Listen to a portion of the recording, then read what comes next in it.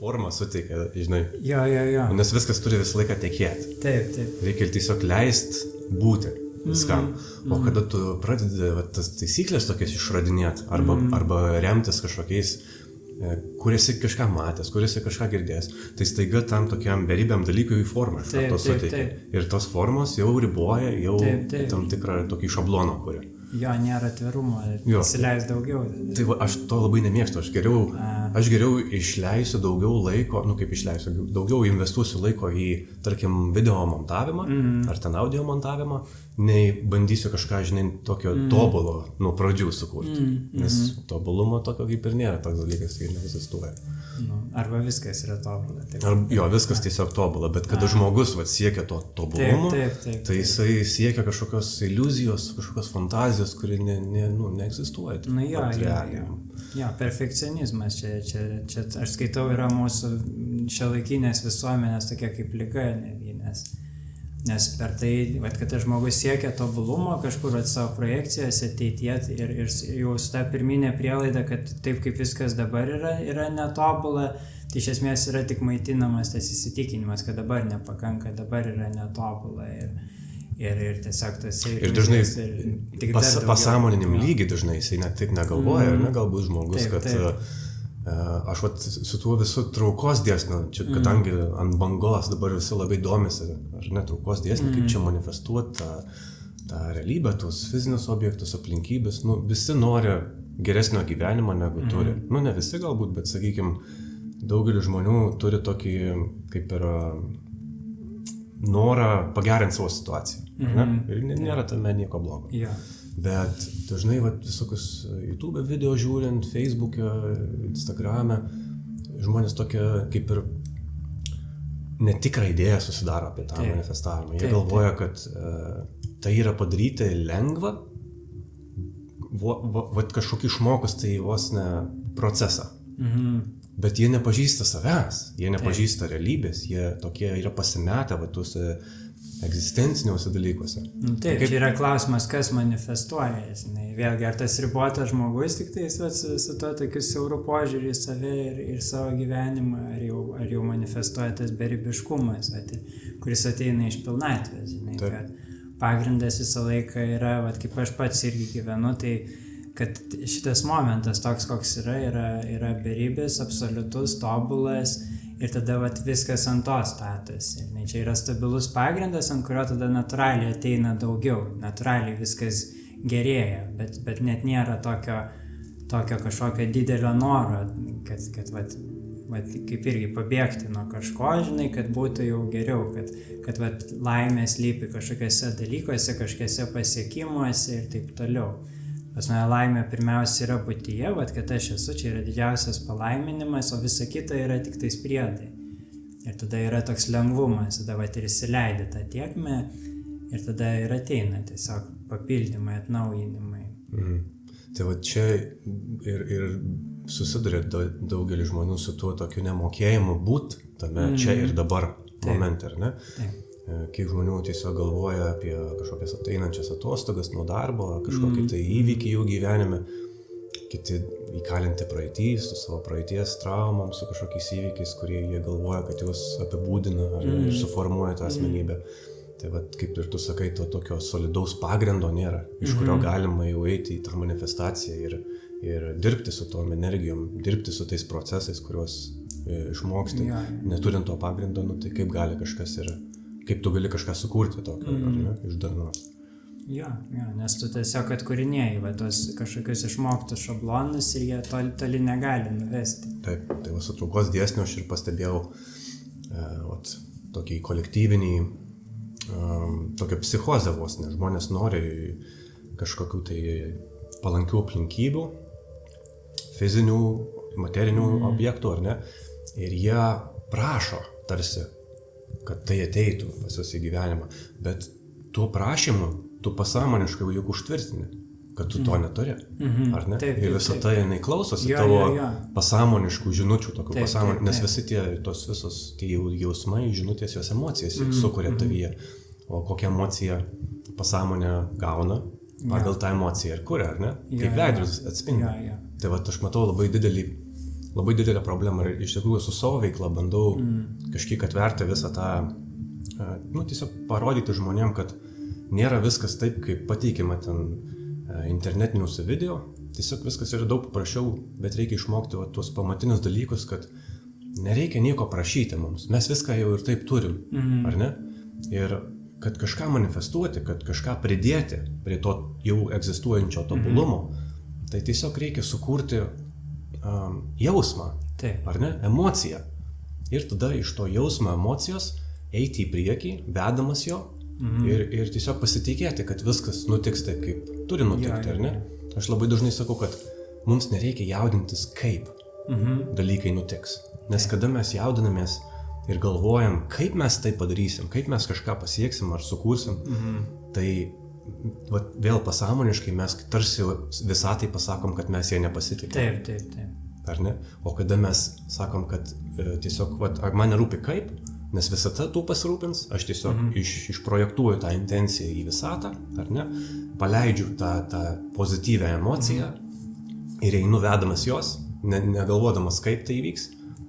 Tai pradeda visokie sinchronai vykti gyvenime, ar ne pradeda... Sutapimai, tai tas kaip jisai ir atsiranda, kada tu būni pilnai sąmoningas esamajame momente, žinai, tu gali tą savo esamą patyrimą ir esamą veiksmą užpildyti tuo sąmoningumu, užpildyti meilę ir va čia ir yra tas kaip, čia ir yra to kaip kokybė. Tai kaip mes judame, sekant savo širdim ir panašiai. Bet tam reikia vėlgi būti pilnai, kaip sakoma, čia ir dabar, kad būti pilnai sąmoningu toje akimirkoje, pilnai dėmesingu ir atviru, irgi tai visai begalybė ir tada tas kaip, toks pats harmoningiausias, tas kaip metodas, jisai tiesiog ateina. Ką galima padaryti žmogui paprastam, kad jisai labiau galėtų, efektyviau galėtų tiesiog tą čia ir dabar pajausti bet kokioje gyvenimo situacijoje, tarkim, bet kokiu paros metu, kad galėtų įeiti į tą būseną ir... Yra labai daug skirtingų nuorodų, tai ir jo, pavyzdžiui, viena iš nuorodų tai yra buvimas pradinuko prote, tame atvirume nežinomybėje, bet to pačiu smalsume, vėlgi, visko sąmoningumas, nes viskas yra čia ir dabar, tik tai klausimas, kiek mes sąmoningi, kad viskas yra čia ir dabar. O kad būti sąmoningu, vėlgi reikia truputį sulėtėti visų pirma. Pas mus dauguma žmonių labai tokiam nenatūraliam pagreityje yra, tai reikia tiesiog lėtinti save, stabdyti save. Kada įmanoma, taip sustoti, giliai įkvėpti, iškvėpti, susijungti su savo kvėpavimu, pajausti savo kūną, kad tu esi. Nes čia ir yra didžiausias stebuklas, kad tu esi, bet žmonės visiškai tai praleidžia, ir vaikosi ten tik tais kažkokių laikinų atspindžių to. Tai kuo mažiau galvoti, bandyti stabdyti tą jau inertišką nesveiką mąstymą, kur būna, ten išsiprojektuojam tą visą laiką, galvojam nuolatos apie ateitį, praeitį ir visiškai prarandam tai, kas yra svarbiausia, tai, kas vyksta dabar. Ir tas irgi, kaip mes galime įnešti daugiau gerumo, daugiau meilės, daugiau kokybės į tą čia ir dabar. Tai tam reikia susirinkti savo dėmesį iš visų projekcijų, iš visų fantazijų ir labiau palaikyti dėmesį jo ties širdim, nes čia yra mūsų natūrali dėmesio vieta. Kai, pavyzdžiui, stebime vaikus, tai mes galime visiškai pamatyti tą, kad vaikai grinai iš to jausmo, kas juos labiausiai traukia, kas juos labiausiai domina, tai jie ten iš karto ir bėga, visas kūnas, viskas negalvodami du kartus apie tai. Jo. Ir jie viską išmoksta, jeigu jiem įdomu, tai jie viską labai genialiai tenais išmoksta, prisitaiko ir panašiai. Gyvūnuose irgi tą patį galima pamatyti pavyzdį. O po to, kadangi mes buvome įvairiai sąlygojami, aplinkos, tų visokių įsitikinimų, baimė, nepasitikėjimų, tai tada mes ir apsigyvename šitoje mąstančioje galvoje ir su šito ribotu kompiuteriu mes bandome daryti visą Dievo darbą, ten sukontroliuoti ateitį, kad vėlgi viskas būtų tobulai pagal kažkokį mūsų ribotą įsivaizdavimą. Bet kad iš tikrųjų pamatyti tą tikrą tobulumą, tai mes kaip ir turime paaukoti tuos visus savo lūkesčius, reikalavimus, pasiduoti šitai vietai, kad vis tiek mes randame begalybėje. Tai vat atrodo tiek nedaug reikia žmogui, ar ne, iki tos pilnatvės ir iki to pasitenkinimo ir tikros tos laimės jutimo. Kad, aš pastebėjau, kad tikrai daug kas labai vaikosi kažko išorėje, ką ne patys jie sugalvojo, bet kas buvo primesta. Taip. Ne? Va, tarkim, pamato žmogus ar ten per televizorių, ar telefonę kur nors, arba išgirsta kažkur kažką. Ir aš to noriu, ir tas mano tikslas. Ir atrodo viskas, jau jisai nepilnas jaučiasi. Jam reikia kažko užpildyti tai pilnatvę ir jisai tokį kaip ir tikslą nusistato, ar ten kažkokį troškimą gauna viduje, ar ne. Ir vat, būtent jisai nuo to momento jau viskas nebegali įeiti į tą būseną ir jaustis pilnatvę. Ir jausti vat, tai, apie ką tu kalbi, kad tiesiog gyvenimas toks, koks jisai yra čia ir dabar, be nieko, ar ne, yra tobulas ir jau viskas yra suteikta. Bet vat, mes per tą, kaip tu ir sakai, protą, ar ne, pradedam vėl kažkokias iliuzijas, fantazijas kelti, projektuoti tai. Ir patys sukuriam tą žinai, tokį trūkumą, tą nepriteklių. Jo, per daug giliai tiesiog kaip galima sakyti, sielos, mes šitame pasaulyje, šito pasaulio patirtie per daug giliai nuėjome į iliuziją, per daug giliai pasinėrėme į 5 pojūčius, į intelektą, iki tokio lygio, kur mes užmiršome savo tikrąją, tą dieviškąją prigimtį. Bet jinai vis tiek yra mumise.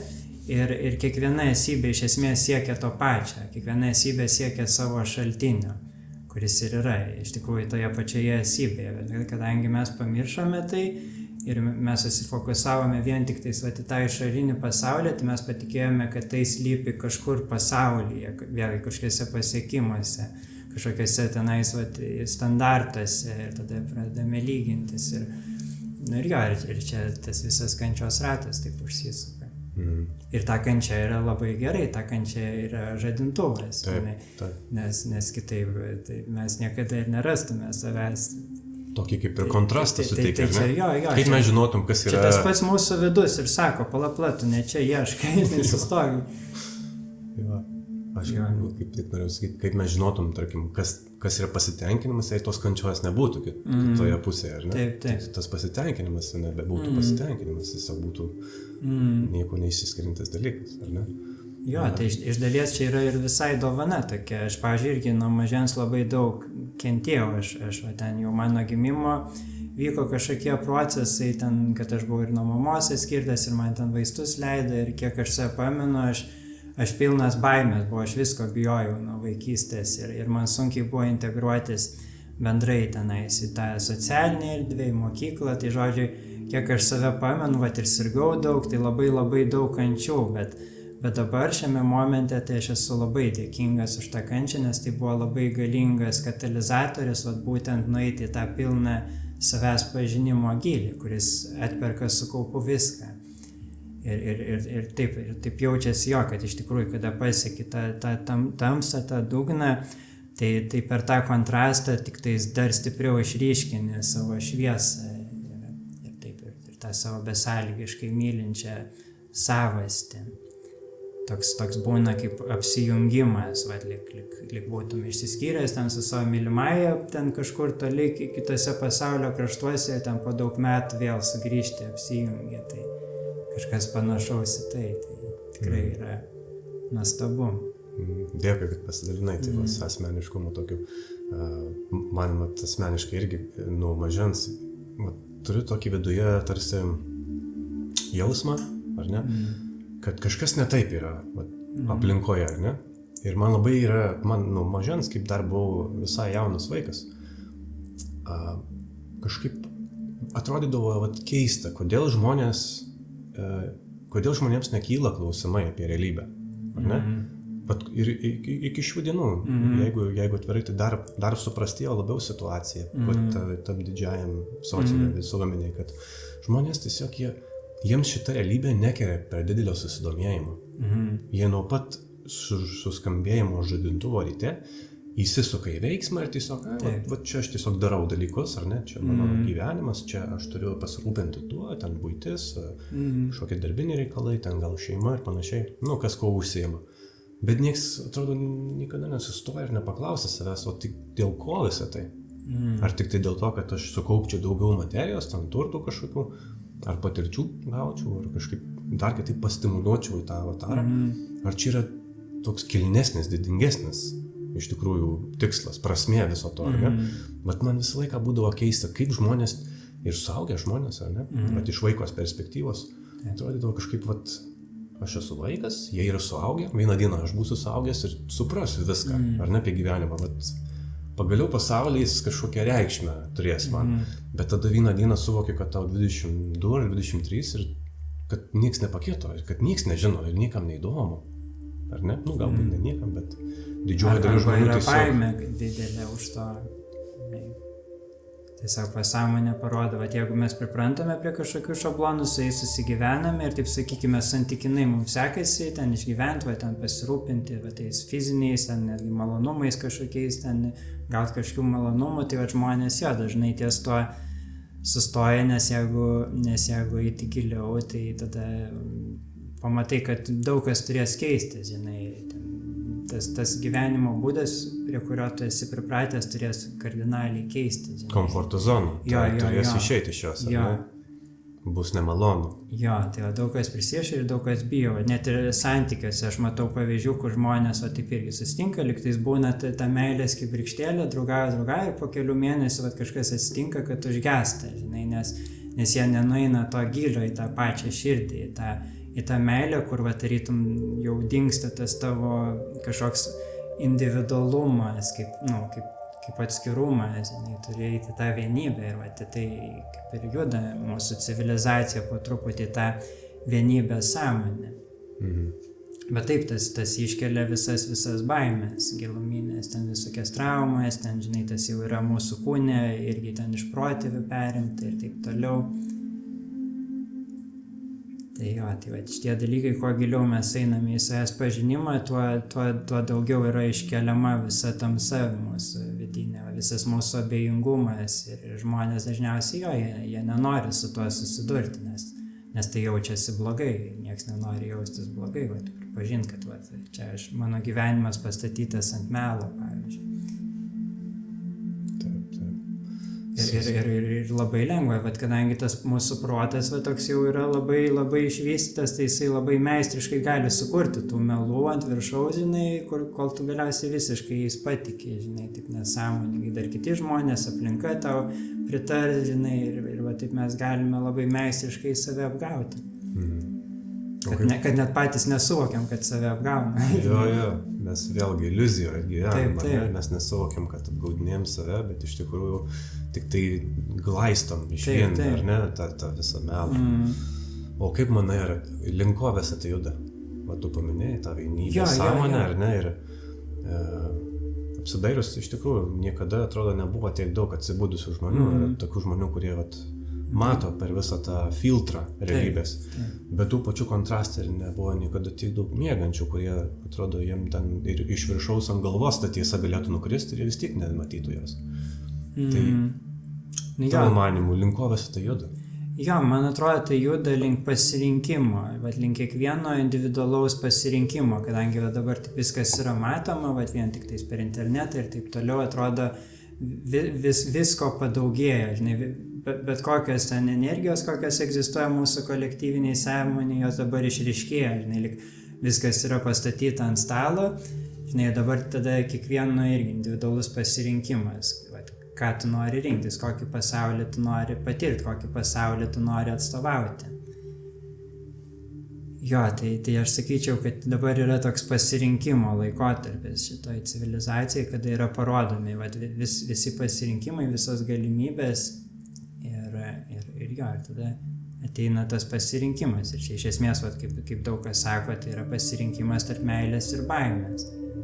Ir jeigu kažkas toliau renkasi nesąmoningai baimę, pasiduoda tai baimei, tai tada jų sąmonė natūraliai projektuosis į tas pasaulio versijas, kur daugiau tos baimės, kur daugiau susipriešinimo ir vergijos, O tie žmonės, kurie vat, jau labiau sąmoningai, valingai vis renkasi meilę, tai jie natūraliai tada prisitraukia irgi tokią aplinką, kurie spinduliuoja daugiau tos meilės. Ir aš matau, kad kažkada šitos energijos prasiskirs. Nes dabar mes liktais tokiam mikse visko gyvename ir čia yra tas procesas atsifiltruoti savo vibraciją. Bet kartu su sąmoningumu, kuo tu sąmoningesnis tampi, tuo tu labiau gali viską matyti, lik iš šalies, tas visas programas, kaip ten mintis ir taip toliau, ir tada tu jau gali atsirinkti. Bet jo, dėl to sąmoningumas čia yra kaip ir svarbiausias dalykas, tapti nuovokiu, suvokti, kad tu esi tas tyras nuovokumas, kuriame viskas pasireiškia. Tas nuovokumas, tas suvokimas, kad esi. Bet atrišti tą suvokimą, kad esi nuo visų idėjų apie save. Tiesiog tas tyras esu. O čia ir yra mūsų visa laisva valia tame. Ir tada mes matome, tada mes galime matyti perspektyvoje visą savo vidinį pasaulį. Ir tada pradėti jau irgi iš tos tyros būsenos natūraliai tą pasaulį harmonizuoti. Jo, ir jis tada harmonizuojasi ir kai viduje susiharmonizuoja tas vidinis pasaulis, tada natūraliai tu tampi tos harmonijos skleidėjas ir kūrėjas išorėje. O tas atsiskirimas, tai manai bus kažkaip pažymėtas kažkokiu įvykiu? Ar tai bus tiesiog savaime? Jo, aš manau, tai per daug įvykių vyksta, per tą visą sinchronizuotų įvykių seką ir tai vyksta jau dabar.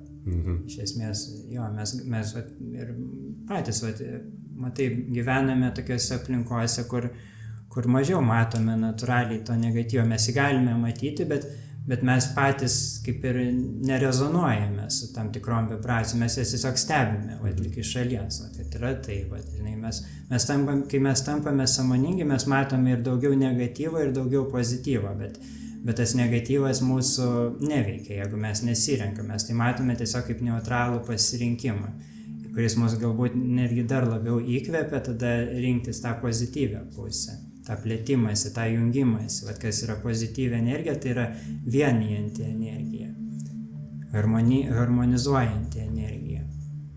Tai vien tas, tarkim, negatyvas egzistuojantis aplinkoje, nesvarbu, kad tu renkiesi neįsileisti jo, ar ne? Bet vis tiek tai yra tavo aplinkoje. Kažkiek energijos jisai kainuoja mums, ar ne? O jeigu mes iš vis, tarkim, užsuktume tą kranelį negatyvo ir susikurtume savo aplinką taip, kad neįsileisti jo per jokius tarpelius, ar ne? Tarkim, ten neiti į socialinę mediją, ar ten nežiūrėti televizorius, neklausyti radio ir panašiai, ir galbūt mažiau stengtis bendrauti su žmonėm, kurie mažiau sąmoningesni. Tai tas iš vis galbūt mums net neegzistuotų mūsų pasaulyje. Taip, tai link to ir judame, aš tai ir kalbu, kad mes link to ir judame. Bet čia yra toks balansuojantis veiksmas, nes kada tu pradedi gyventi labiau sąmoningai, tiesiog pradedi jaust, kas tau rezonuoja su širdim, kas nerezonuoja, ir tada svarbu pagal tai perstatyti savo visą gyvenimo aplinką, visą savo gyvenimo būdą, įpročius ir taip toliau. Tai čia irgi daug kas, aš matau, dar yra tame etape, kur dar tik tais pabundai tą tiesą, bet dar neintegruoja jos pilnai, nes vėlgi yra baimės, visoks pasipriešinimas iš aplinkos ir žmonės lyg nedrįsta žengti tą drąsesnį žingsnį į tą pilną įkūnijimą, pilną pasitikėjimą, tą atrastą vidinę tiesą. Ir kartu su tuo keičiasi viskas. Bet irgi aš nesakyčiau, aš kartais matau tokį kitą kraštutinumą, kur žmonės perdėtai stengiasi izoliuotis nuo to negatyvumo, ir tai gaunasi vos ne kaip karas tarp to ir to, kad čia vos ten išgirdo, kad kažkas aplinkoje ten kažkaip nusikeikia ar kažkaip ir ten jau iš karto tą žmogų ten taip priešiškai atstumė ar panašiai. Teisė. Jo, teisė ir čia gaunasi, toks paradoksas, ironiškas, kad pats tas žmogus ir ryšasi su tom vibracijom, nuo kurių nori būti laisvas per tą priešiškumą. Tai kad nebūtų to teisimo, kad nebūtų to priešiškumo, nes kaip ir sakau, ta vienybė sąmonė, jinai atvirkščiai viską įtraukia, viską panaudoja, viską integruoja. Tai mes galime panaudoti tą negatyvę energiją, sakau, kartais netgi kaip tą kurą, kad aš tarkim matau, kad pasaulyje vyksta tokie ir tokie dalykai, tai aš dabar, aišku, irgi, kad netapti ten depresuotų dėl to, bet atvirkščiai aš panaudosiu tai kaip kūrą, kad dar labiau spinduliuoti savo šviesą, edukuoti žmoniją ir va šitai prisidėti prie tos kolektyvinės transformacijos, jo, ir pasikviesti kuo daugiau žmonių į tą, sakykime, rojų žemėje. Ja. Vadinasi, kiekvienas iš mūsų galim bet kokią situaciją paversti arba gera, arba bloga. Nesvarbu, ar jinai atrodo bloga iš pirmo žvilgsnio, ar gera, mes nusprendžiam, kaip ją priimsim ir kokią įtaką turės mūsų gyvenime, ar ne? Taip, tik tais, kad tai padaryti, mes vėlgi, turime būti labai labai sąmoningi toje savo neutralioje esatyje, kad mes esame tas neutralus stebėtojas tarp negatyvo ir pozityvo. Nes jeigu mes esam per daug kažkiam šališkume, tai mes natūraliai tada sviruosime tarp to ir to ir mes tada neturėsime tos pilnos savo galios.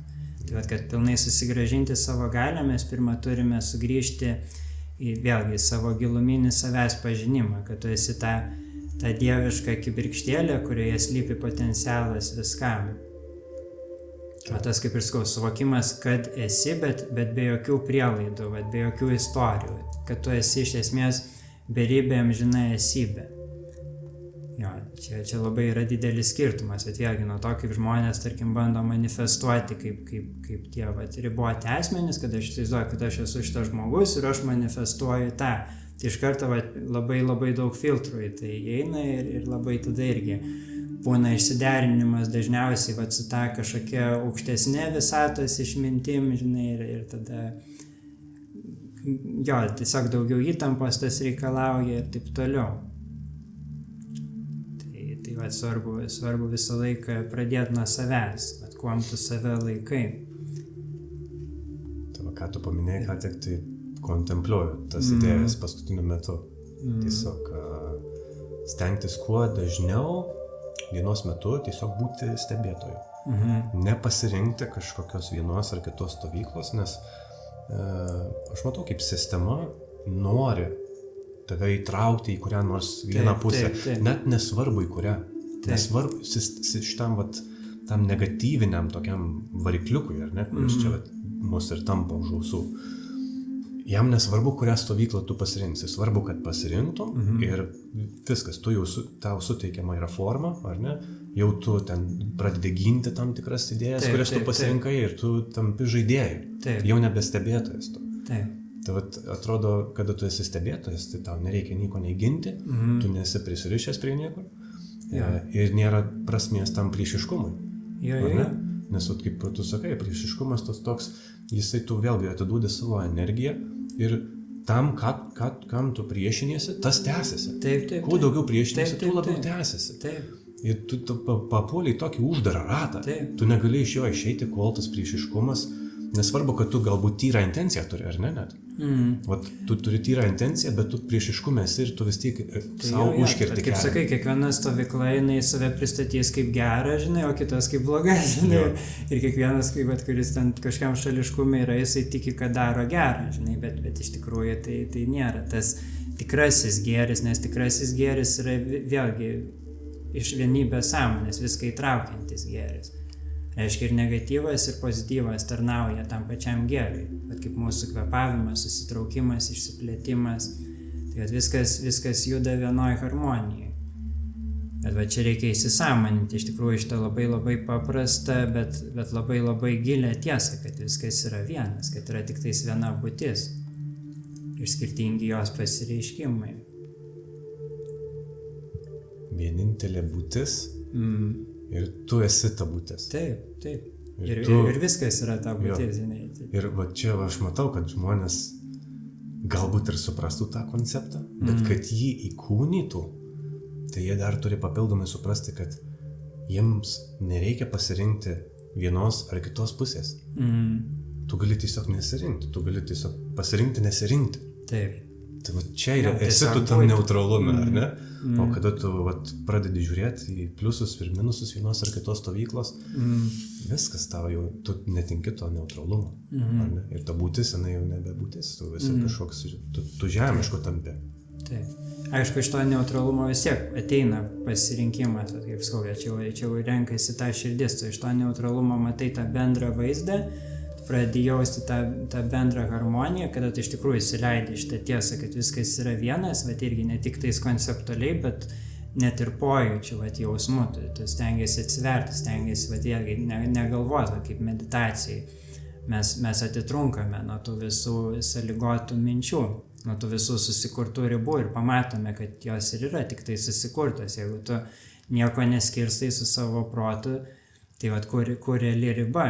Ir tada tu pradedi iš tikrųjų tai pajausti. Tai tas tampa kaip kūną, tu pradedi jausti erdvę, pavyzdžiui, ir panašiai, pamatai, kad vėlgi nėra to didelio skirtumo, čia tik tais mes patys susikuriam su savo mąstymu tuos skirtumus. Ir aišku, yra tada atitinkamos kūno reakcijos, kurios dar labiau sustiprina tuos įsitikinimus. Bet jo, iš esmės viskas yra viena ir kada mes pradedame tai iš tikrųjų jausti, tada kaip ir ateina tas natūralus pasirinkimas, irgi tu pajauti tiesiog toje situacijoje, kas neštų daugiausiai gėrio, daugiausiai meilės ir tada tu ties tuo veiki. Pagal pajautimą, ne protą, ne analizę kažkokią, ar ne? Tiesiog leidi širdžiai aktyvuotis. Pirmiausia eina į meilę, aš kaip sakau, už visų priežasčių, kurias gali sugalvoti protas, pirmiausia yra tas tyras rezonansas ir meilė, yra ta būtis intimiausiame ryšyje su pačia būtimi, vėlgi per visas skirtingas gyvybės formas. Tai yra Dievas ryšyje su Dievu. Tai yra tyras rezonansas, tai yra meilė, tai yra begalybė, vėlgi toks proto neapčiuopiamas dalykas. Tai pirmiausia yra tas tyras impulsas, kurį tu tiesiog jauti, aš kaip tai vadinu intuityvų žinojimas. Tai nėra išgalvotas žinojimas, tai yra tas žinojimas, kurį tu jauti visų savo kūnų, visom savo ląstelėm, kad tai yra teisingas, tarkim, pasirinkimas. Negali to paaiškinti, bet tu tai tiesiog žinai. Ir tada, kada tu leidi savo veikti ties šituo žinojimu, kada tu šitą žinojimą iškeli pirmą prioritetą, tada jau protas, kūnas ir visos priežastys jos seka iš paskos ir tik tada atsiskleidžia tos visos priežastys, kodėl tave patraukia ten judėti. Bet pirmiausia yra tas vedimas, vidinis. Tai remiantis tuo, iš esmės tavo tas vidinis vedimas, jisai žino visus atsakymus. Taip, ar ne? Taip, tai yra žino, kas yra tau geriausia. Jo, nes tu esi tas vienas, kuris yra viskas. Jo. Ir žino tavo misiją šitam kūne tikriausiai, ar ne? Taip. Žino, kuria kryptim tau reikia eiti, kad tu patirtum turbūt geriausias patirtis, tau didžiausią pasitenkinimą. Jo, čia kai kur tai yra vadinama aukštesnysis aš, kad kada mes čia įsikūnijame, tai ta didesnė mūsų esybės dalis, jinai lik lieka, neapribota šito susikurto erdvės ir laiko, bet mes dabar tarytum susifokusavę į šitą kūnišką gyvenimą, į šitą istoriją, kurią savo sekame, kaip tą beribę sąmonę. Tai ir mes kaip šitie žaidimo veikėjai tarytum veikiame ir daug ko nežinome, daug ko nematome, nes tokia yra mūsų tyrinėjimo tema, per laiką atskleisti visą tą darną. Bet yra ir to pačiu ta kita gilesnė mūsų esybės dalis, kuri visą tai žino, visą tai mato ir jinai mus ir veda iš vidaus.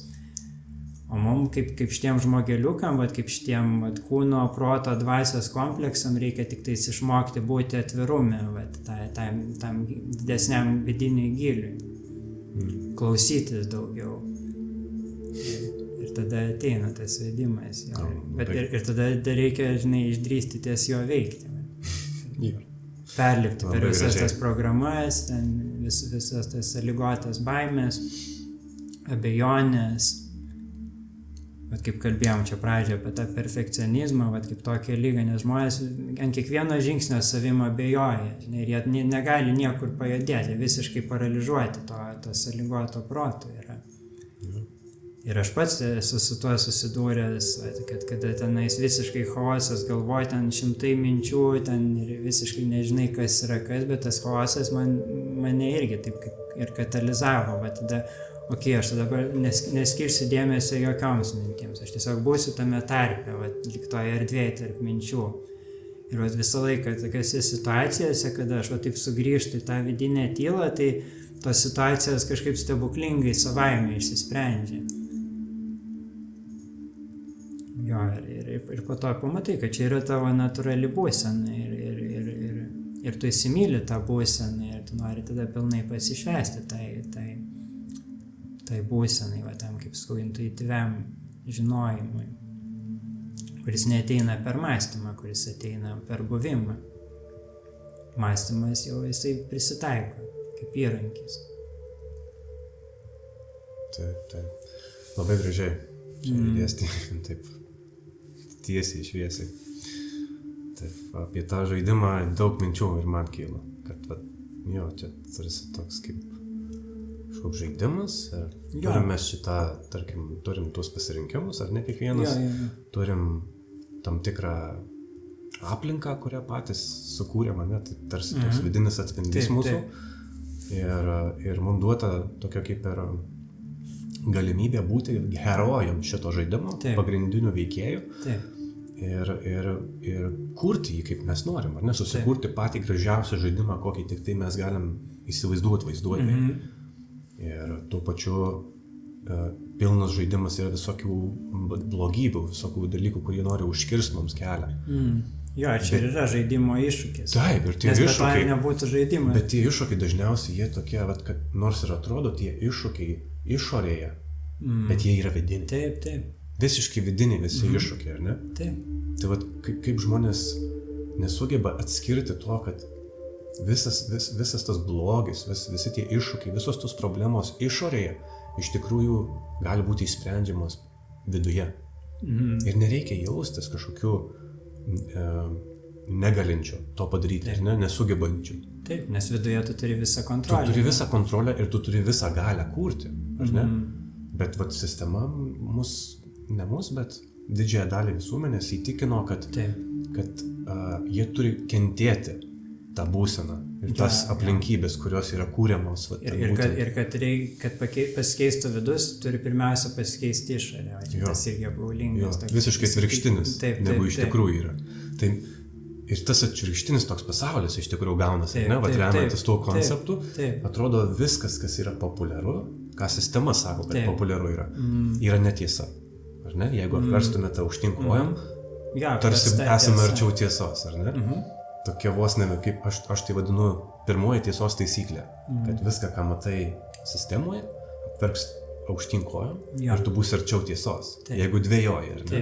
Jeigu tas intuityvus žinojimas ten, tarkim, nėra aktyvuotas galbūt tokiam lygiui. Tai aš ir matau, kad visos tos problemos, kad ir kokios jos atrodytų grėsmingos. Jo, kaip ir karas, kur dabar sklando. Teisingai, karas, ir virusai kažkokie, ar ne, kažkokios sukurtos problemos, ten tų padarų visų. Bet čia viskas viduje vien. Bet viskas yra viduje, nes ne tik tai, kad nereikia net tų problemų iš tikrųjų eiti iš karto spręsti viduje, tiesiog pasirink, kad manęs neįtakos tos problemos, ar ne?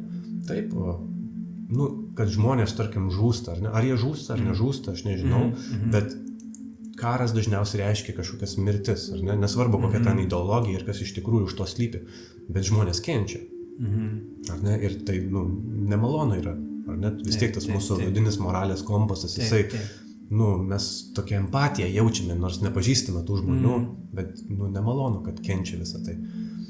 Tai linko mano šitas toks visas pasisakymas eina, kad jeigu mes esame čia, o tarkim žmonės kenčia kažkur kitur, ką visą tai reiškia jiems, tarkim, ta kančia, ar ne? Jie galbūt nepasirinko to tokio gyvenimo, ar tos lokacijos, ar visgi pasirinko, kad jie būtų tavo karo aukomis, tarkim. Jo, aš tai matau, kad viskas yra pasirinkimas, tik tais vėlgi mes ne visą laiką galime suvokti tos pasirinkimus, nes vėlgi viskas ateina iš to jau gilesnio, sakykime, sielos sluoksnio. Nes iš tikrųjų tai aktualu yra suvokti, irgi, kad mažinti tą žmonijos kančią mes turime suvokti, kad šita fizinė realybė tai yra ne kas kito kaip sapnas, kaip šviesos žaismas, tos pačios sąmonės, viskas yra patiriama toje pačioje beribėje sąmonėje. Ir mūsų visų tikroji esencija, tikroji esatis nėra čia, nėra šitose kauluose, mėsoje ir taip toliau, nes tai nuolatos kinta, tai nuolatos taip dingsta, žinai, tai čia ir parodo, kad tai yra iliuzija, nes čia viskas, ką mes apčiuopiame 5 pojūčiais, bet kuriuo atveju nuolatos keičiasi. Ateina, išeina, bet yra kažkas, kas liudija visą tą judėjimą, tai aš kreipiu atpažinti tai, ir kada tu pažįsti tą giluminį save, tada pažįsti viską, kaip tai, žinai, tada natūraliai nusimeta tą tokią didelę žmogišką dramą. Aišku, vis tiek patyrimas šitas fizinis, jisai yra tikras kaip patyrimas ir be abejo yra aktualu. Atjauta, gerumas, tai visi šitie dalykai nedingsta su šituo atpažinimu, jie tikščiai netgi sustiprėja, nes tu mažiau tada esi veikiamas to negatyvo. Ir tada tiesiog esi fokusuotas būtent į tai, kaip tu gali pagerinti tą situaciją. Bet vėlgi, ne per karą, ne per priešiškumą, nes taip tu čia užsuki tą pačią kilpą, kad priešiškumas gimdo nuoskaudas gimdo dar daugiau priešiškumo ir tas priešiškumas vėl gimdo naujas nuoskaudas. Tai čia labai svarbu, kad žmonės įsisąmonintų tą šabloną, kuris nesibaigia. Tai užburtas ratas yra. Kada mums atrodo, kad mes išspręsime problemą kovodami prieš kažką. Bet ne, iš tikrųjų, aš irgi visus žmonės kreipiu pamatyti, kiek to karo vyksta tavo vidinėme pasaulyje, nes mums labai lengva pirštu rodyti kažką ir sakyti, jisai blogas, jisai dėl visko kaltas, bet pasižiūrėk savo gyvenime, kiek tu pats su savim konfliktuoji, kiek tu konfliktuoji su savo artimais žmonėms, su savo kaimynais ir taip toliau. Tai jeigu pas tave šitą energiją karo yra aktyvi viduje, tai kaip tu sustabdysi tai didesnėme šitame paveikslėlyje. Tai visą laiką turim pradėti nuo savęs, nuo vidaus. Bet rinktis tą besąlyginę taiką, kad ir kas įvyksta, aš vis tiek renkuosi taiką, nes tai yra kaip ir sveikiausias, toks adekvačiausias pasirinkimas. Nes vėlgi, tik tais būnant vidiniai taikoje, mes galime aiškiausiai matyti tuos pasirinkimus, kurie mus iš tikrųjų atneš į taikesnį pasaulį. Aš sutinku su tam, kad tu pasakėjai, truputėlį anksčiau, kad nėra nieko čia tikro. Viskas yra viduj mūsų tų pojūčių sukurta. Ir kad ta pati sąmonė, ar ne, kurią mes patiriam, ta pati, ar vadina siela, ar dvasia. Taip. Čia tik žodžiai, bet tai nėra lokalu. Tam kūne. Nėra kažkokio organo, ar kažkokios konkrečios lokacijos, kuris sietųsi su to kūnu ir kad ta siela būtų atpažįstama. Aš manau, kad kažkur jinai už šito konstrukto ribų, jinai kažkur egzistuoja ir turi lokaciją. Ar kažkokiam kitam kūne, ar kažkokiu pavidalu, ar ne? Ir ta sąmonė, jinai čia tiesiog yra transliuojama į tą kūną. Kūnas toks gaunasi kaip imtuvas, ar ne? Ir antena, ir imtuvas tuo pačiu metu ir tiesiog gauna tą signalą. Ir tuo pačiu irgi, tai yra sukuriama net ir šitas imtuvas ir taip toliau, jis irgi yra sukuriamas iš tos pačios šaltinio energijos, kurie yra sąmonė. Ir tada, kada transliuojama yra ta sąmonė, tiesiog kiekviena ląstelė kūno, jinai patikė, 100% patikė, kad jinai yra tas žmogus ir ta asmenybė, sakykime, žmogus. Ir prasideda ta tokia patirtis mūsų subjektyvi, šitą realybę ir tada mes pradedam tą kelionę. Ir tai irgi yra pasirinkime, kaip sakai, viskas yra pasirinkime, mes prieš gimdami kaip ir nutėsiam savo kelią, nutėsime tos iššūkius, su kuriais susidursime ir vienas iš tų iššūkių ir yra, užmiršti, kas esi ir tą vėl atrasti savo kelią į tą šviesą, į tą pabudimą. Ir tai nėra garantuota, žinai, čia tame ir yra žaidimas, ar tau pavyks, ar ne, žinai, ir kiek taip. Čia iš tikrųjų netelpa, bet proto irgi to pilnai negali paaiškinti. Tu ką kalbė, tai mano tyrinėjimuose, mano kelionėje aš apibūdinu kaip simulaciją, ar ne, tą žodį aš nors iš tikrųjų nemėgstu to žodžius, nes jis visiškai neapibūdina, sakykime, to realybės modelio, nepaaiškina jo. Bet, tai yra arčiausiai galbūt, sakykime, esantis žodis, kuris galėtų nusakyti, kaip čia viskas sukonstruota, ar ne? Tiesiog dvasinė simuliacija, ne tiek daug, kad iš tų technologijom kažkam sukurta, fiziniam ten kompais. Tai tas žodis iš technologijų yra, bet jisai tarsi netinka tam, ką mes bandom apibūdinti, bet tuo pačiu yra artimiausias žodis, kurį mes galim išreikšti, kad apibūdinti tai kitam žmogui, ar ne? Bet aš tikrai visą tai, kaip ir tu, ką tik aš klausau tavo žodžių ir aš grinai save matau, savo atspendį, nes aš taip pat per visą savo patirtį, sakykime, per išgyvenimus, suvokimus, ar ne, priėjau tokį išvadą, kad taip, čia viskas yra iliuzija, akivaizdžiai yra iliuzija, net moksliškai galima tai įrodyti, ar ne? Ir kad vat, mes esam tam kažkokiam žaidime, ta sąmonė yra transliuojama ir mes tą patiriame ir visa tai tik žaidimas. Ir nėra čia jokio skausmo, nėra čia jokio blogio, esi tik tai tu ir tu vat, viską kuri. Ir patyrimas tavo. Tu ir tavo patyrimas, bet kaip ir tu sakai, nors aš pats nesu tikras, bet patyrimas yra tikrų tikriausias.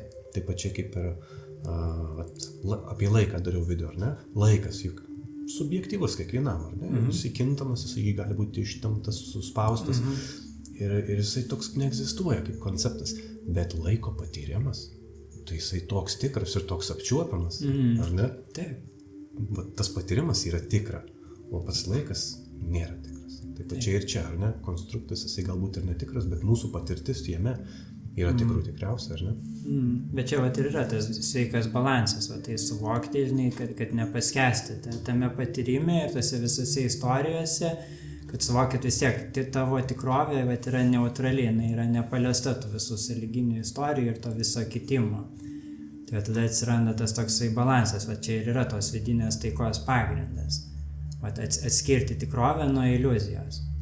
Bet vėlgi, ta iliuzija nėra nuvertinama, tai yra vertinga patirtis, bet tai yra iliuzija, tą reikia suvokti. Ir tada, kad tai suvoki, tada tu tampi laisvas ir tada tu gali vėlgi labiau sąmoningai tą iliuziją pertvarkyti kaip nori, kaip trokšta tavo širdis. Taip. Aš pastebiu, kad kada paminimas yra tas žodis simuliacija, labai daug žmonių priešiškai į tai sureaguoja. Ir aš suprantu, kodėl toks programavimas tam tikras yra negatyvus ir surištas, galbūt kažkokia stigma su tuo surišta, bet iš esmės vėlgi pats konstruktas yra sudarytas, sutvertas taip, kad mes niekada negalime įrodyti to, kad tai yra simuliacija. Mes galim tik tai yra tarsi toks protinis, kaip ir suvokimas, ar ne? Protinis dalykas. Bet protiškai mes galim taip mąstyti, pakontempliuoti, reikia tą išvadą. Bet fizinėje realybėje niekada negalime to įrodyti. Mes negalime apčiuopti šaltinio, nes mes jis ir esame. Nes kaip sakau, viskas, ką patiriame, yra patiriama mūsų nuovokoje, mūsų sąmonėje. Ir mes niekad nesam nieko patyrę, jokio pasaulio už savo sąmonės. Tai viskas, ką mes randame, viskas, ką mes bandome paaiškinti, yra randama vėlgi tame pačiame stebėtojuje, kuris visą tai liudija. Bet mes negalime apibriežti, parodyti to liudytojo, nes mes juo ir esame tiesiogiai. Tai čia mes galime tik tais tuo būti ir tai pažinti vėlgi intuityviai tuo būdami. Dėl ko meditacija yra siekiama atsitraukti nuo visų pojūčių, nuo visų minčių, nes tu vėlgi pirmą planą pastatai save, kaip tą tyriausią gyvastį, savastį. Ir tu gali tai pažinti, tai pradeda jaustis kaip ramybė, kaip palaima. Vis tiek, pats tas šaltinis, jisai yra visiškai nedalomas ir todėl jis negali būti parodytas, įrodytas. Paklausiu apie meditaciją tas klausimą, nes aš kalbu su klausytojais, kurie klauso kanalo, tarkim, ir labai pastebėjau tendenciją tokią, kad daug žmonių susiduria su problema, tarkim, bandydami medituoti, ar ne? Ir man labai yra įdomu, tarkim, kodėl vieniems žmonėms pavyksta meditacija, arba kodėl vieni žmonės sako, kad jiems meditacija pavyko, o kiti sako, kad jiems nesiseka, arba jie nemoka. Ar tai yra kažkoks iškreiptas suvokimas, kas yra meditacija, ar tai yra tiesiog negebėjimas, tarkim, išjungti tą vidinį... Taip, yra inercija didelė pagauta ir jo, čia kai kuriems žmonėms, čia yra nemenkas iššūkis, tą inerciją sustabdyti. Tai čia nėra toks vienkartinis dalykas, kad pabandžiau, nesigavo ir tada metu šalin tą dalyką ir sakau, kad čia nesąmonė kažkokia. Bet koks įgūdis, ar ne? Jo, čia reikia testuoja valingai dirbti kiekvieną dieną, čia kaip sportas gaunasi toks. Jo, ir kartais, kai kurie žmonės būna labiau jau pribrendę, per tas kančias ir taip toliau, tai jų tiesiog širdis trokšta tos ramybės ir jie tiesiog neria į tą ramybę, žinai, visą savo esybę. O kitiem dar ne, kitus dar labiau veikia tos visokios programos ten ir taip toliau, tai jiems gal tada daugiau valios reikia, kad į tą ramybę įeiti. Tai čia kiekvienam žmogui, aš sakyčiau, yra individualiai, čia reiktų žiūrėti kiekvieną žmogų atskirai, jo visas ten subtilybės ir istorija. Bet jo ir to pačiu suvokti, kas yra meditacija. Tai aš mėgstu labai labai supaprastintai tai pateikti, kad tai yra tiesiog sąmoningas nieko nedarimas. Arba nuovokumas ties nuovokumu. Bet vėlgi, kaip sakau, mes viską randame savo nuovokoje, bet kada tu medituoji, tu jau fokusuojasi ne į tai, ką suvoki, bet į patį nuovokumo faktą, kad vyksta suvokimas. Ir taip, tai nėra objektas, tai yra vyksmas. Kaip sakau, mes negalime to apčiuopti kaip objekto savęs, bet mes galime tai jausti kaip tą nenutrūkstamą vyksmą, tą esaties vyksmą, kuris tęsiasi per viską. Tai tokia ir būtų meditacija iš esmės ir jinai tada tokia labai laisva tampa, jinai yra nepririšta prie kad tau reikia kažkokių konkrečių sąlygų, tu netgi gali darant tam tikrą veiksmą lygiai taip pat medituoti, tiesiog daugiau dėmesio atkreipti tą nenutrūkstamą būties meditaciją, kuri visada vyksta. Čia yra tiesiog dėmesio atkreipimas, daugiau dėmesio investuoti į tai, kas yra stabilu, kas yra pastovu tarp visko. Ir aišku, ir tam tikri metodai, ten kaip kvėpavimas, ten fokusavimasis į čakras, vizualizacija, tai jie irgi padeda.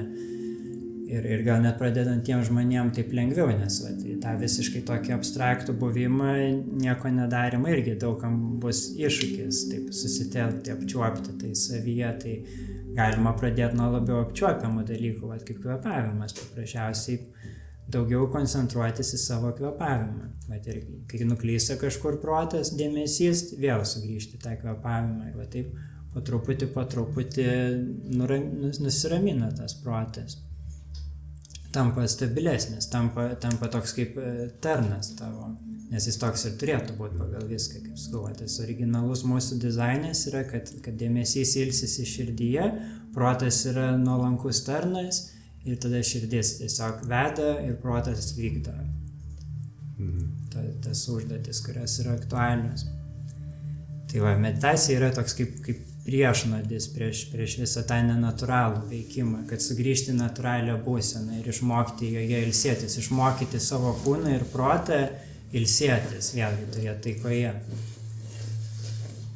Tai pastebėjau, kad žmonės tiesiog sako, aš medituoju, man nesiseka, bet jie atrodo tarsi laukia, kad kažkas nutiks tos meditacijos. Nes labai daug yra visokių ten irgi, dvasingumo sferoj, ten visokių tenais pasakojimų, ten visokių vizualizacijų, žmonės visą laiką tikisi kažkokio ten stebuklo, ten kažką pamatyti, ten kažko ypatingo, žinai. Bet iš tikrųjų, kada mes taip laukiame, mes ir susikūrėme lyg pasipriešinimą tam stebuklui ateiti. Ir mes praleidžiam vėlgi tą didžiausią stebuklą, kuris ir yra neapčiuopiamas, kuris yra ta mūsų būtis, kurioje yra viskas, visa begalybė. Jo, ir yra ta vidinė taika, jinai irgi, kaip dažnai, kai kur yra sakoma, kad ten, tu turi, vėlgi kažkokią sąlygą užpildyti, neturėti jokių minčių ir tada tu ateisi tą vidinę taiką, bet iš tikrųjų ta vidinė taika, vidinė tyla, jinai visada yra čia. Jinai yra tarp tų visų minčių ir tarp visko, tarp visų fizinių ten dalykų, tarp visų pojūčių.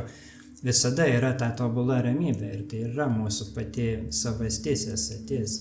Tai sakau, čia viskas, kas vyksta per meditaciją, kad mes tiesiog daugiau į tai atkreipiame dėmesį.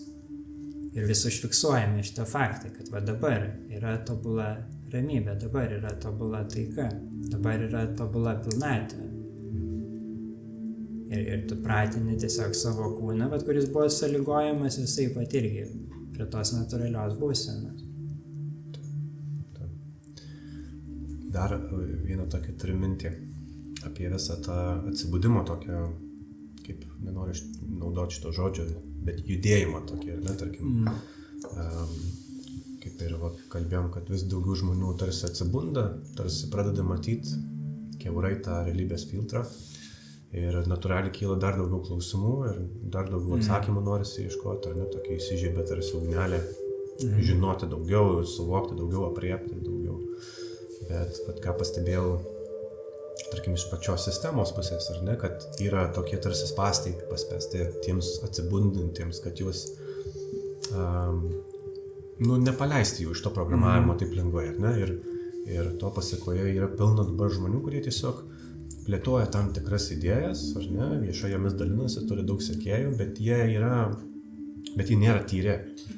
Vat aš intuityviai dažnai jaučiu, kad žmogus kažkas su juo ne to, kažkas ne, ta informacija, kurią jisai dalinasi, tai jinai turi kažkokį tai vat kabliuką. Tai tarsi tai nėra tyra. Ir vat lyginant, sakim, su tavo kanalu, kodėl aš norėjau su tavim labai pasikalbėti, nes tavo kontentas, kurį tu kuri, tavo, tarkim, video, kuriais daliniesi, jie tokie yra labai tyri. Juose nėra kažkokio užslėpta, kažkokios ar ten reklamos, ar kažkokios asmeninės ten intencijos ar panašiai. Tai yra tiesiog dalinimasis tiesa. Ir viskas yra labai paprasta. Tiesiog tu gauni žinutę iš žmogaus ir su ta žinute tu gali kažką veikti, tu gali ją bandyti integruoti, gal tau jinai padės išspręsti kažkokį proto rebusą, ar ne? O skaitmeninėje erdvėje vis labiau populiarėja, kuo daugiau žmonių bunda, vis labiau populiarėja tas toksai kultas. Taip. Kur tave, kad įtraukti į tai. Ir dabar tu mane sek, tu seki mano ten, tarkim, idėjas ir aš ten sakau, kad vienas yra blogas ir tu turi tikėti, kad tai yra bloga, ar ne? Ir tarsi vėl, tu tarsi lyg ir išeini iš to programavimo, atsibundi, iškeli galvą į viršų, nori žinoti daugiau, bet tave vėl kaip magnetas į kažkurią pusę įtraukia ir tu toliau tiki, kad tu eini tiesos keliu, bet iš tikrųjų tu vis tiek kažkokiam labirinte, ar ne? Tai yra tas toks senas pasakymas, kad velnias yra formos keitimo meistras, žinai, tai jisai labai, labai gerai prisitaiko, tavo sąmonė pakilėja, į kažkokį lygmenį, ten, tarkim, už materialumo, netgi už kažkokių ideologijų, jau į tą dvasingumo sferą ir tada jisai su tais dvasingumo simboliais tenais operuos ir formuos tavo tą dvasinį ego, kaip vadinama yra. Ir tada ir dauguma žmonių tada tame dvasinėme ego operuoja kažkiek laiko, kol pabunda ir iš to sapno. Tai aš matau jo kaip tokį laikiną sapną, kad tas šešėlinis ego, jisai subtilėja kartu su mumis. Kuo tu subtilesnis tampi, tuo ir jisai tampa subtilesnis. Ir vis tengiasi tau už akių užbėgti ir įtikinti tave, kad tu esi tai, ką jis sako, žinai. Tai veikia tas šešėlinis protas apgavikas, dar kartais aš jį vadinu. Bet jo, jisai turi savo galiojimo trukmę, yra ta riba, kuris toliau jau nebegali eiti. Dėl to aš ir kreipiu į tą labiausiai tiesioginį savęs atpažinimą, kur yra tik tais vienas ir tai pamatai, kad net ir nėra tos kažkokios asmenybės ir nėra jokių trūkumų ir taip toliau. Ten nėra poreikio tos trūkumus kompensuoti, ten irgi su tuo pačiu dvasingumu, kaip kai kurie žmonės taip ir daro. Tiesiog vis dar viduje jaučia kažkokias gilias nuoskaudas ar traumas ar panašiai ir tiesiog per tą patį dvasingumą bando tai kompensuoti. Labai gerai pasakei, kad dvasinis toks ego yra, ne? Kada žmogus atrodo išsilaisvina iš kažkokio tai konstrukto minčių, sužino kažkokią tiesą, jinai pakoreguoja jo pasaulėžiūrą, bet žmogus tarsi jaučiasi aukštesnis už kitus, ar ne? O dabar aš žinau daugiau, čia tie žmonės jau kaip ir aš jūs teisiu, ar ne? Ir tai kaip tu gali jaustis, vadinti save dvasingu, jeigu tu vis tiek teisi žmonės, ar ne? Arba jautiesi, kad tu esi kažkoks aukštesnis, protingesnis, labiau pažengęs, geresnis, ar ne? Tai gerai tu labai išsireiški, toks dvasinis ego išsivysto. Tu tarsi lyg ir pajudėjai į tą tinkamą kryptį, link šaltinio, ar ne? Link susijungimo su tuo aukštesniu aš, bet tų pačių ir su tavim pajudėjo tas ego, jisai vis tiek tave lydi, ar ne? Ir tas velnias jisai įgavęs kitą formą, kaip tu sakai. Bet vis tiek, šakinėje vis tiek tas nepasitikėjimas lieka, priešiškumas, teisimas, tik tais kitoj formai. Vadinasi, tai yra tavo kelionės dalis, ar ne? Tau reikia išspręsti tą būtent lygtį, kurią tu ką tik gavai, ar ne? Gavai tokį kaip ir užduotį. Tarsi tu pajudėjai iš ten, kur buvai, jau pradėjai mokytis, jau pradėjai suvokti, atsivėrė nauji dalykai, bet tuo pačiu gavai naujų užduočių. Tai taip ir kiekvienas mes galbūt ar ne galėtum žvelgti gyvenimą, kad to ego neleisti tam ego vairuoti gyvenimo. Tiesiog žinot, kad ir kur tu bebūtum, kad ir kaip tu jaustumėsi atbūdęs ar ten žinantis tiesą, visą laiką reikia žinot, kad tu nesi ten absoliučioj tiesoje, tu nesi absoliučiai kažkoks aukščiausias. Visą laiką bus tie mokymai. Jo, kaip sakoma, išminčius vis laik pripažįsta, kad jis yra kvailys, nes per tą nežinojimą ir ateina išmintis, kad tu leidi savo nežinot, kad tu leidi savo susidurti su savo abejingumu. Tai čia tas labai svarbu, visiems, aš ir pats tą suvokiu, kad man irgi reikia pudrauti visada, žinai, kad ir kiek aš būčiau pabudęs, vis tiek, aš gyvenu šitam kolektyvinėme lauke ir tos programos vis tiek bando mane užkabinti visai subtiliai. Ir aš pripažįstu, gal net ir dabar kažkiek jos mane valdo, žinai, ir aš gal dar tik išauksiu iš to. Tai čia tas labai svarbu yra atvirumas tam ir budrumas, tada toks sąmoningumas ties to. Bet ką aš pastebėjau bendrai savo patirtie, kad tas ego jisai kaip ir integruojasi, jisai tampa toks, kaip sakau, tyras tarnas. Kada tu iš tikrųjų parodai savo kūnui, iš tam savo sąlygotai protui, kad jam nieko netrūksta, kad jis yra visiškai mylimas, palaikomas. Tai tada tos visos priešiškumo programos jos natūraliai ištirpsta, nusimeta ir tiesiog lieka toks kaip skaidrus įrankis tam Dievui veikti. Jo, tai irgi, kartais būna irgi ta tokia kova prieš protą, kova prieš ego, kas tik tais dar labiau priverčia tą ego slapstytis ir panašiai. Tai aš sakau, tik šiai reikia susidurti su tą savo vidinę tamsą per meilę. Ir toje meilėje vyksta integracija, tame priėmime besąlygiškame savęs. Tai tos visos mūsų išskaidytos šešėlinės dalys, jos pradeda vėlgi sugrįžti tą vienybę ir veikti kaip vienas. Tai tas pats ego, jisai turi savo darbą, jisai kaip ir nemiršta, jisai tik tais transformuojasi.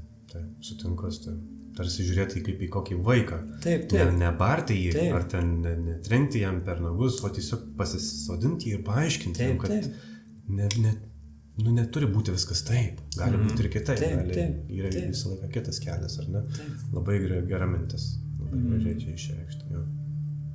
Jo, matyti kaip mažą vaiką. Ir kartais buvo tokie irgi, aš pats esu susidūręs su tokiais dvasiniais mokytojais, pas kurios man jautėsi tokio labai daug disbalanso toj vyriškoje energijoje ir jie taip labai griežtai, piktai, žinai, taip visai ten gaudo tave už visko ir panašiai. Ir tas iš karto man kūne taip kaip susitraukimas jaučiasi nenatūraliai, žinai.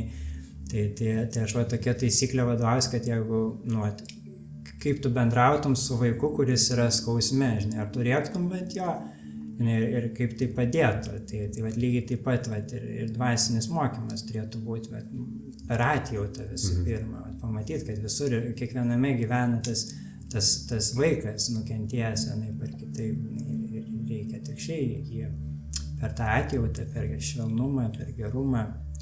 Balansą, aš skaičiau, čia svarbiausia yra balansas. Aš ir susidūręs su tokiais gūrų mokytojais, ar ne, kurie yra dvasingumo propaguojantis žmonės, pakankamai ganėtinai atsibudę, kai kurie net ir daug labai turi klausytojų, sekėjų, kurie tik jų idėjom seka juos ir panašiai, bet tarsi susidūręs su jais ir užmezgęs kontaktą ir apsimainęs tom energijom, tu tarkim, vėl kažkoks viduj jaučiasi tarsi priešiškumas tam žmogui. Atrodo, nenoriu sakyti kažkokiu ten aukštesniu jaustis, bet tarsi aš su tyra energija atėjau, o čia toks priešiškumas. Ir jisai vėlgi turi kažkokią tai formą ir bando mane įtraukti į tą formą. Ir tada tu galvoji, tai nereikia man jokio mokytojo, nes jeigu mokytojas yra toks, tai jis mane moko iš karto, kad man nereikia jo. Pagrindinis mokymas, kurį aš gavau atėjęs pas mokytą, kad man to mokytojo nereikia. Ar ne? Kaip giliai. Kaip giliai iš tikrųjų yra. Bet vėlgi, kad klausyti savęs, labiau už viską, to vidinio rezonansą, kuris su tavim ir visą gyvenimą. Tai tas vidus ir sako, kad nėra čia tas mokytas, kurio tau reikia, ar ne? Protas sako, taip, tas žmogus pasiekęs daug, jis turi daug sekėjų, yra visas kolektyvas, kuris jį seka, bet tos dvi šakos nesutinka, ar ne? Ir kodėl aš proto nesiremsiu, aš remsiuosi širdim. Ir širdis vadinasi sako, kad nereikia to mokytojo. Aš labai dažnai pastebiu, kad tie tokie gūrų dvasiniai, jie turi tą, bet kaip ir tu vadini, dvasinį jėgų. Ar ne, turi daug sekėjų, uždirba pinigų daug. Ir jie gali patys ir nematyti, nes jisai tokį subtilumą įgauna jau tame ypač dar pasimokyti, kad yra dėl ko, aš pajaučiau, kad tai yra disbalansas tarp vyriškos ir moteriškos energijos, nes vyriška energija, jinai ties to įsitikinimu, aš žinau, ir čia yra taip ir viskas, žinai, ir nėra to įsiklausimo, o gal ne, žinai, o gal yra ir kitaip, žinai, ir taip toliau, tai nėra to priėmimo, aš pastebėjau, ir tada jie patys nemato savo to ego, to abejingumo, jie tiek yra įsitraukę į savo tiesą, kad jie, praleidžia, kad juos jau apgauna tas pats šešėlis. Ir visi tie žmonės, jie užtvirtina tam gūrų, kad jisai teisus yra, ne? Jam lenkdamiesi, priimdami bet ką jisai sako, tiesiog nekvestionuodami, ar ne nieko. O aš kažkaip nuo mažens jau visą laiką žinau, kad aš būsiu tas, kuris kvestionuos viską. Ir kur aš benueičiau, kad ir ką man sakytų kažkas, kad ir kokį autoritetą turėtų, man tai nebus autoritetas. Ir jeigu tas autoritetas stengiasi būti autoritetu, stengiasi būti aukštesniu, man tuo daugiau priešiškumo kels. Ir būtent tokia savybė mano charakterio man labai padėjo šitam atsibudimo kelyje, ypatingai kaip prieš keletą metų čia buvo ta visa suirutė su viso sveikatos reikalu, ar ne, su tais virusais. Tai aš skaidriai mačiau visas tiesas. Aš skaidriai mačiau, kada yra meluojama, kada yra manipuliuojama, kada yra bandoma pritempti prie kažko. Ir man tiesiog mano vidus viską padiktavo. Ar ne? Kad aš kur pasuku, ten žiūriu, ar man rezonuoja, ar man nerezonuoja. Ir čia kiekvienam skirtingai, net ir tas pats dalykas, kaip tos vakcinos ar kažką, tai čia irgi kiekvieno individualus santykis, kaip ką paveiks tai ir kaip kas reaguos. Tai čia vėlgi nėra, kad ta tiesa yra kažkur išorėje, viskas vėlgi yra tavyje ir tau reikia pažinti save, tau reikia pažinti savo vidinį pasaulį ir tu atrasi tą harmoniją su išorė. Šitas konstruktas turi tokią labai įmantrią savybę, kad jisai tau suteiks patvirtinimą bet kokį įsitikinimą, kokį tu turi, jisai bus patvirtintas išorėje. Jeigu tu tiki į kažką, kaip tai yra tavo šventa tiesa, tai tu matysi išorėje faktus, kažkokias sinchronus, kurie patvirtina tau. Tuo pačiu visiškai kitam, tarkim, polio gale gali būti žmogus, kuris atvirkščiai tiki. Ir jisai taip pat matys tuos patvirtinimus. Vadinasi, ką man tai sako? Man tai sako, kad mano tikėjimas kuria mano realybę, mano aplinkybės. Ir kuria arba gerą, arba blogą. Tas atrodo ir ateina tas toks išsilaisvinimas nuo visų tų sisteminių dalykų per suvokimą. Aš labai daug turiu, matai, mano kanalas, jisai toksai prasidėjo. Jo pradžia buvo labiau tokia su žemiškais dalykais, su sistema, su tokia priespauda žmonių per visą šitą sistemos kontrolės mechanizmus, sakykime, ar ne? Ir labai daug žmonių nori žinoti tą kelią iš sistemos, kaip išeiti iš sistemos, ar ne? Ir daugelis jų buvo įtikinti, kad tas išėjimas, jisai egzistuoja per kažkokį tai veiksmą, kurį jie atlieka, ar ne? Per kažkokį tai dokumentą, kurį jie susikuria. Per kažkokį tai seminarą, kuriame jie sudalyvauja. O aš savo tyrinėjimuose atradau, kad išėjimas ateina per suvokimą. Ar ne? Tai dėl to aš ir priėmiau visą šitą simulacijos teoriją kaip tokį, tarkim, arčiausiai tiesos aiškinimą realybės modelio. Nes jisai man atsako į labai daug visokių anomalijų, visokių enigmų, visokių magiškų dalykų, kurie yra nepaaiškinami, nei kažkokia tai fizika, nei kažkokiais ten moksliniais dalykais. Ir aš, tarkim, nesu prisirišęs šventai prie to. Aš neginčysiu, nediskutuosiu su nieko apie vieną ar kitą, tarkim, ten įmantrumą tos teorijos. Bet man asmeniniai, mano kelionė tai labai padėjo, nes aš supratau, kad mano suvokimas, mano pasaulėžiūra ir sukuria man, tarkim, išeiti iš bet kokios situacijos, išėjimą iš kažkokio tai realybės tunelio, kuris mane tarnauja, kuriame aš užstrigęs. Tai aš tą ir bandau kažkaip perteikti. Tai čia vat ir yra mokslo esmė, va tiesiog tikrinti per tiesioginę patirtį, kaip veikia tas, kaip kam kas veikia, o ne kaip ten kas yra ten labiau, bet tiesiog žiūri, kaip tai veikia, nes tas mums ir rūpi iš esmės. Bet aš, pavyzdžiui, irgi, aš tai taip irgi labai turėjau tokį gilų smalsumą, kaip sakau, nuo vaikystės ir tokią kančią, bet ir labai gilų smalsumą, va irgi viską tyrinėti, išsiaiškinti, va tos irgi esminius principus. Ir va irgi aš atėjau tiesiog prie tokių labai, labai logiškų suvokimų, kur irgi atrodo net ir su pačiu protu neina paneigti, va kaip ir va, kad yra viena būtis, ne, yra tik tas, kas yra. Ir nėra to, ko nėra, reiškia, yra tik tais vienas. Jeigu jisai yra vienas, tai yra beribis. Ir tai yra čia ir dabar vėlgi, nes nėra niekur kitur. Tas, kas yra, jisai iš niekur negalėjo atsirasti ir jam nėra kur dėtis, nes jisai yra viskas ir tai yra begalybė. Žinai, tai čia va tokia visiškai paprasta logika, kurios aš negaliu paneigti per daug metų. Žinai, ir aš pamatau, kad tai paaiškina viską tada, kad aš ir esu tas vienas, kuris yra viskas, va, ir tas vienas išsireiškia kaip daug, žinai, va, tų tokių laisvų agentų ir va tada ką generuoja, ką spinduliuoja, tas ir sugrįžta.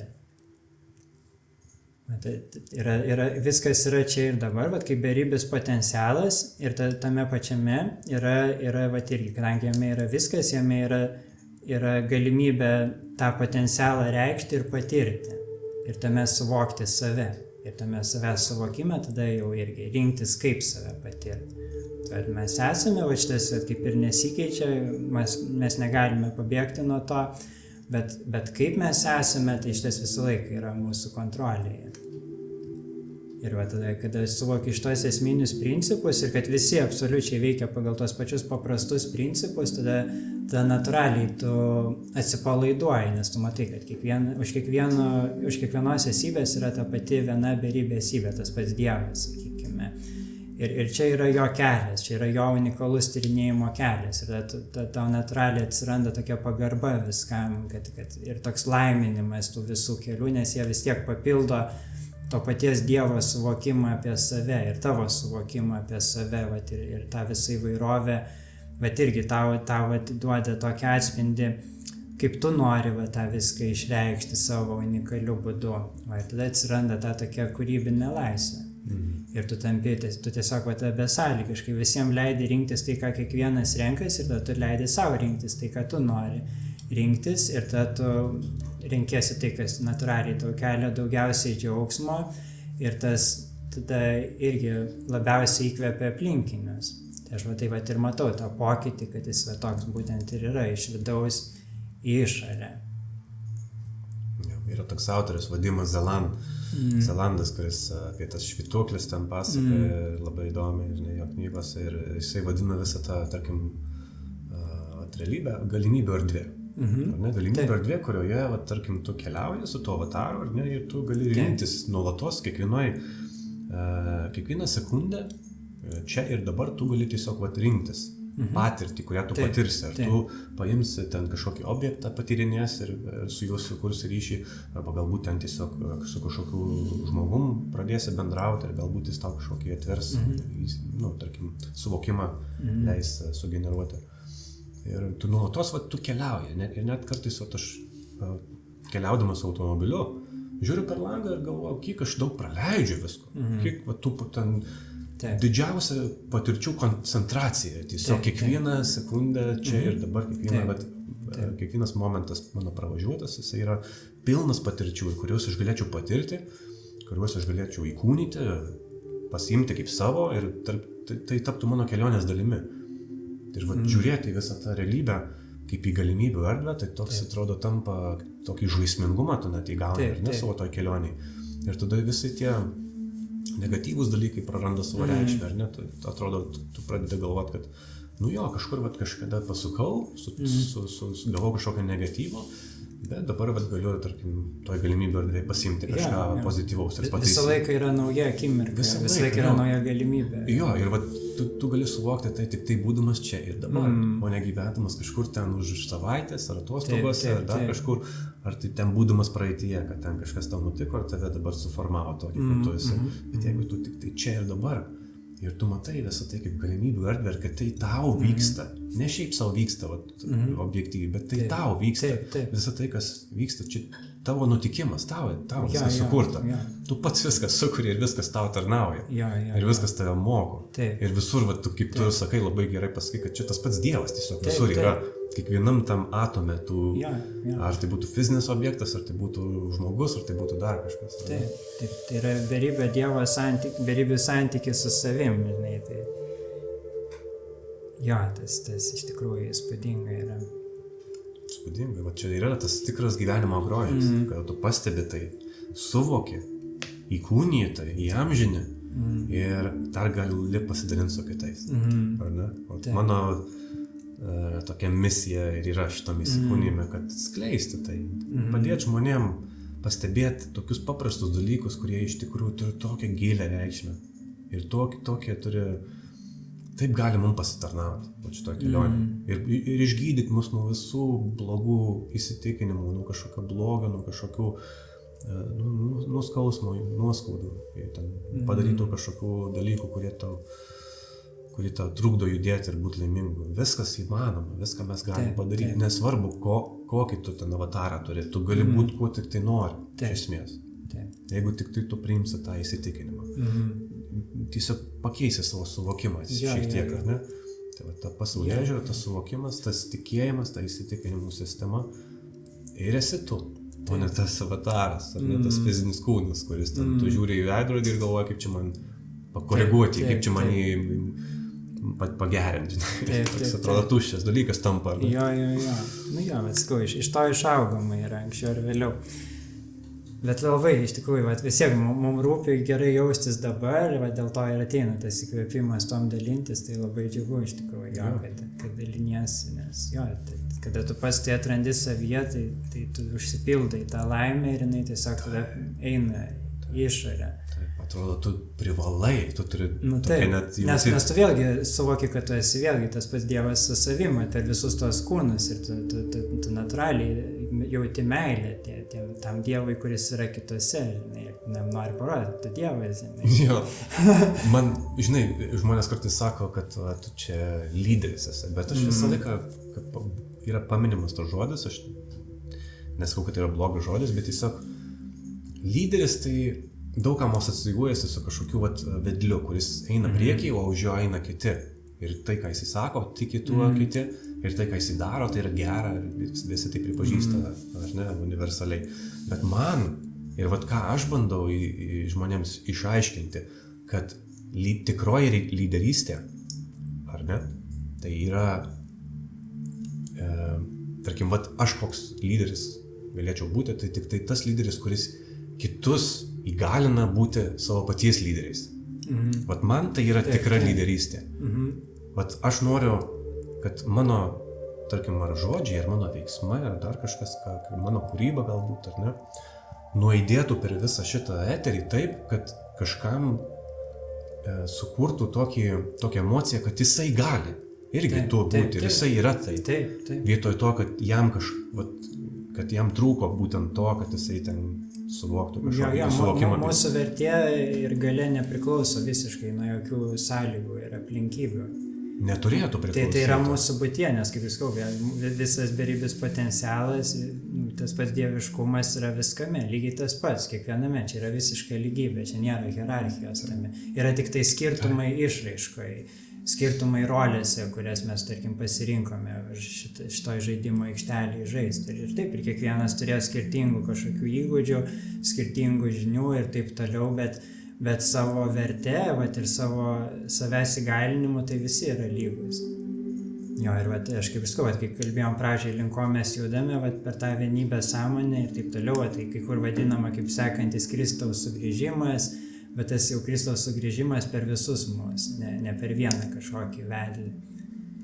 Nes tas pats, aš jaučiu, tas Jėzus Kristus vadinamas, jisai irgi to paties mokė, tik tais vėliau ten viską apsuko žmoniją, nes negalėjo priimti tos tiesos taip paprastai. Taip, supainiojo viskas, sutirštino labai, todėl žmonėm taip ir sunku iškoduoti visus tos mokymus, bet tačiau labiau gal ta Kristaus sąmonė. Taip, tai yra sąmonės būsena. Jo, sąmonės būsena ir Ir tai neturi nieko bendro su fiziškumu, ar ne, šitą realybę. Tai dieviškumas, kuris pabunda mumise ir tada visi veikia, kaip sakau, iš to intuityvaus žinojimo ir besąlyginės meilės. Kas mus tada ir sujungia į tą tikrą organišką harmoniją ir tada natūraliai mes pamatysime, kad mums vis mažiau ir mažiau reikės kažkokių įstatymų, ten kažkokių taisyklių ir taip toliau, nes mes tiesiog būsime tobuloj sinchronizacijai vieni su kitais. Taip, visiškai teisingai. Su tais įstatymais, tai čia atsargiai, nes kai pradėsim kalbėti apie visokius šitus žemiškus dalykus, tai... Ne, tai čia palengva. Bet čia mes reguliuojame šitą, žinai, kiek mes... Čia, žinai, žmonės iš karto pradeda savo įsitikinimus reikšti. Jo, nes kitiem atrodo, kad čia anarchija. Taip, visi iš karto priskiria kažkokį tai etiketę tam, ar ne? Pagal savo įsitikinimus. Anarchija, chaosas. Taip. Bet iš esmės, aš dažnai pagalvoju apie tokius dalykus, kurie žmonėm nekelia susidomėjimo ir jie niekada apie tai negalvoja, ar ne? Tai patys įstatymai, kaip tu paminėjai. Jie dabar turi būti, iš esmės, tokioj sąmonės būsenai, kokio yra kolektyvas, tai atspindi tiesiog tą sąmonės būseną, vėlgi, kurioje gyvena kiekvienas individas, ta visa visuma individų. Tai kada individai pradės labiau iš vidaus keistis, tai išorė neturės kito pasirinkimo, kaip atspindėti tą pokytį. Taip, sutinku. Bet, kaip sakai, įstatymų reikia galbūt tik vienintelio vieno įstatymo, nedarykit tam blogą. Tai vienintelis įstatymas, kurį aš pripažinčiau, kuris yra viską apriepiantis. Kokio dar gali reikėti įstatymo, kad jis papildytų šitą įstatymą, nedarykit tam blogo. Ar ne? Dėl to ir buvo irgi vėl tas pats Kristus apie tai mokė, kad mums nereikia daryti kitiem blogo, o visa kita yra tiesiog išmislas, kad ar tai kontroliuoti mus, ar tai paversti mus kažkokiais... Bet sakau, šitas turi irgi žinojimas tikrai pabusti tavo širdie, nes tik tai širdis ir gali atskirti gerą nuo blogo. Nes jeigu mes per protą eitume į šitą, tai tada galima visai apsukti, žinai, šitą, kad šitas yra, kad blogas yra geras, geras yra blogas, žinai, ir visai galime sumaišyti su savo ideologijom, kol galiausiai mes nežinom, kas yra gero, kas yra blogo. Ir mes negalim per šitą protą to pažinti. Tai tarsi protų galima manipuliuoti, bet širdim ne. Taip. Širdim ne, širdis žino ir širdžiai nereikia tikėti. Ir žino. Taip. Ir to pokalbio toks ir yra, sakyčiau, mūsų tikslas, ar ne? Kad padėti žmonėms susivokti. Kad širdis žino. O protas tiki. Bet žinojimas tai yra aukščiau tikėjimo visą laiką. Žinojimas yra šventa. O tikėjimas, jisai gali būti manipuliuojamas, formuojamas. Ir netgi galima manipuliuoti to pačiu žinojimu, kad tas žinojimą prilyginti kažkokiam vėlgi tikėjimo sistemom, kur aš tikiu, bet aš sakau, kad aš žinau, čia yra taip.